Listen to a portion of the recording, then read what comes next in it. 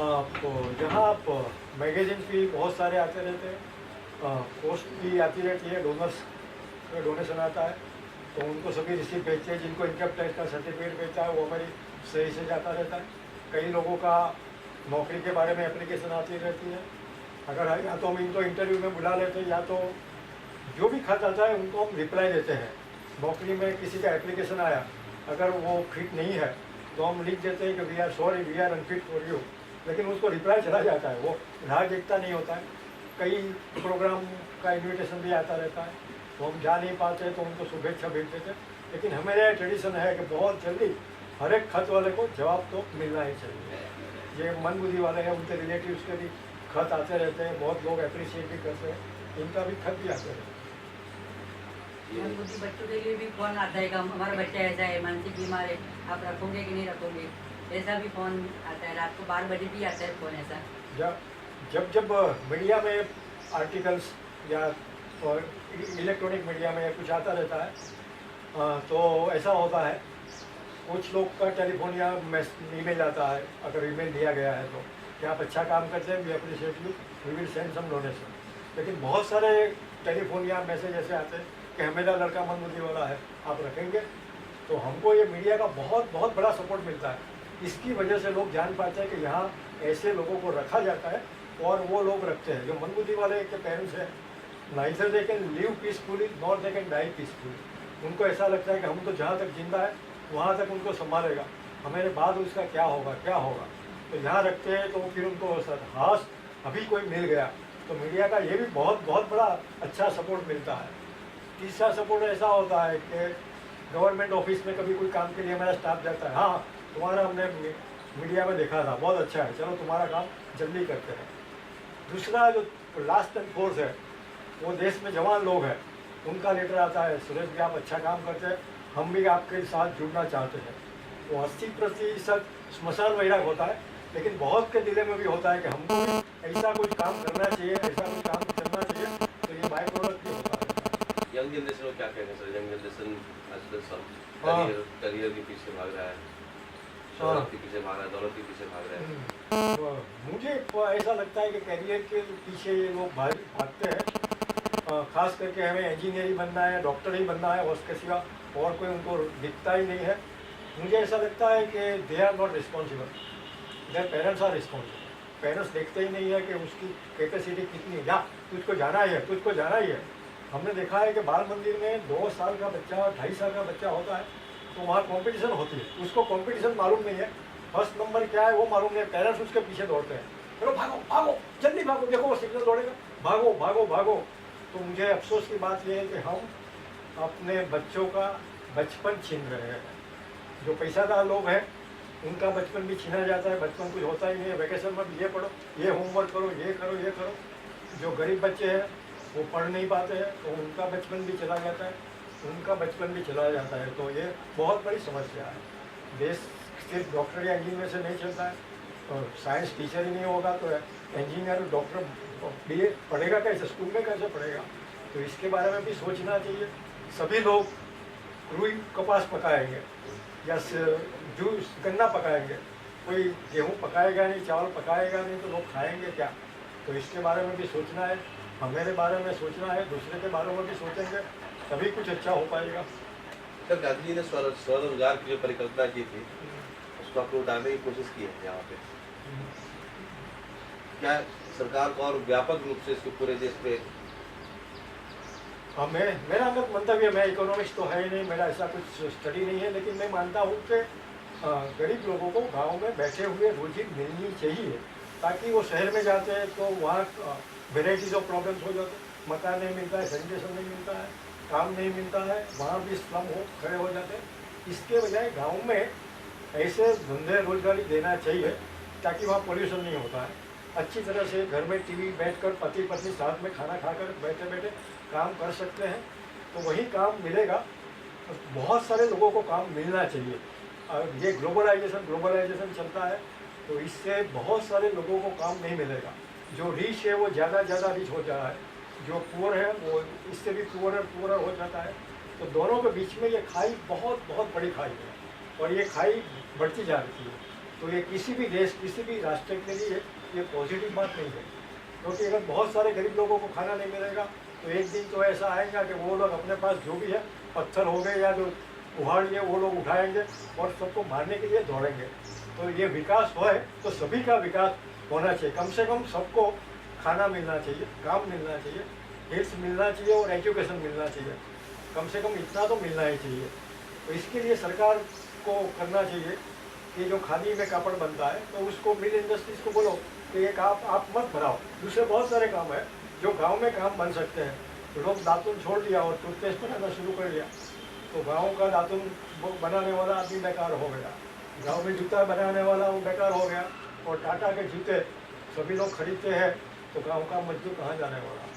तो इसके लिए जो जॉब गांव में बन सकते हैं, मशीन का यूज़ करो, जितना हो सके इतना करो, ज़रूरत पड़े तो इलेक्ट्रिसिटी का भी यूज़ करो, लेकिन जो गांव में बनता है वो बड़े इंडस्ट्रियलिस्ट को बनाने के लिए मना करो, तभी कुछ बन पाएगा। ऐसा मेरा छोटा सा सुझाव है।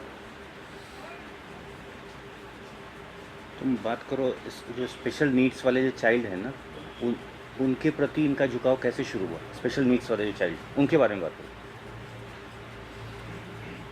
तो मंदबुद्धि बच्चे हैं सर, तो वो कैसे आपके दिमाग में है इसकी सेवा करनी चाहिए, उनको ज़्यादा मदद की ज़रूरत है। पहली बात है कि हम बिल्कुल स्पष्ट है कि हम किसी की सेवा करता नहीं है, हम अपना कर्तव्य निभा रहे हैं, हम उनको प्यार करने की कोशिश करते हैं। और जो गांधी जी ने 11 व्रत बताया, जो सत्य, अहिंसा, चोरी न करनी, मुझे तो ऐसा लगता है वो 11 से भी सबसे महत्व का व्रत है। जो 11 में गांधी जी ने इनको नहीं किया है वो है लोगों को प्यार करने का, कि वो प्यार सबसे बड़ा महत्व का व्रत है। हम लेप्रोसी का काम तो 1970 से शुरू किया, आज 41 ईयर्स हो गए। वो काम करते रहते थे और यहाँ 1988 में यहाँ आना शुरू हुआ। मेरी लड़की बड़ौदा पढ़ती थी, उसके एक प्रोफेसर ने बोला कि तुम्हारे पिताजी, मैं यहाँ रहता था, जब बड़ौदा आए तो उनको मिलना है। मैं बड़ौदा गया, उनको मिला। उन्होंने पूछा कि उनका भाई मेंटली रिटार्डेड है, उनके लिए कोई रेसिडेंशियल संस्था ढूंढ निकालो, क्योंकि मैं डिसेबल में काम करता हूँ तो मैं कहीं से मुझे मालूम होगा। मैंने बोला ठीक है, मैं ढूंढ निकालूंगा।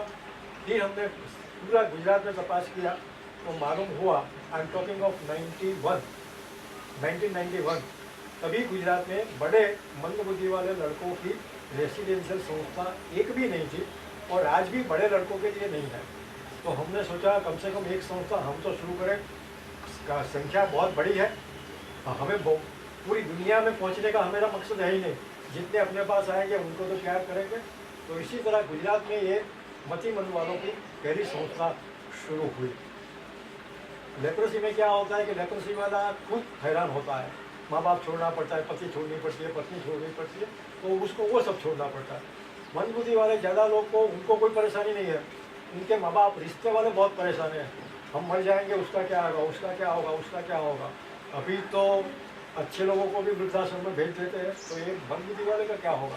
तो इसके लिए हमने लगा कि ये भी प्यार का काम है, ये भी करुणा का काम है, तो चलो इसके साथ ये भी काम शुरू करें। तो आज तो जितने लेप्रोसी वाले हैं इतने लोग मंदबुद्धि वाले भी हो गए हैं। यहाँ लड़कों का जो है वो ज़्यादातर बड़े लोगों का है, क्योंकि तो छोटे लड़कों का संस्था गुजरात में काफ़ी है, बड़ों का संस्था अकेली है। और बड़ों में क्या डिफ़िकल्टी ज़्यादा होती है। अगर यही लोग 5 साल की उम्र में उनको कहीं ट्रेनिंग दी जाती होती तो वो सेल्फ डिपेंडेंट भी हो, इंडिपेंडेंट भी हो जाते। बड़ी उम्र में इतना प्रोग्रेस नहीं होता है। तो किसी स्थिति ये काम ऐसा है कि जहाँ सबसे ज़्यादा धैर्य की ज़रूरत पड़ती है, रिजल्ट ना भी आए तो यहाँ काम करते हैं, उनका बहुत बहुत बहुत प्यार मिलता है। लेप्रोसी वाले से भी ज़्यादा मंदबुद्धि वाले बहुत प्यार करते हैं। इसके लिए ये काम भी शुरू किया। अभी समाज को ये सीखना चाहिए कि अपने बच्चे हैं, मंदबुद्धि वाले हुए ना उनमें उनकी गलती है, ना माँ बाप की गलती है, या तो साइंस की गलती है। तो उनको भी जितना हो सके इतना प्यार दे, जितना हो सके इतना ट्रेनिंग दे। अभी गवर्नमेंट की स्कीम है इंटीग्रेटेड एजुकेशन, सभी विकलांगों को नॉर्मल स्कूल में नॉर्मल बच्चों के साथ पढ़ाया जाए। तो ये दिशा में काफ़ी अच्छा काम हुआ है और अभी काफ़ी काम करने का भी है।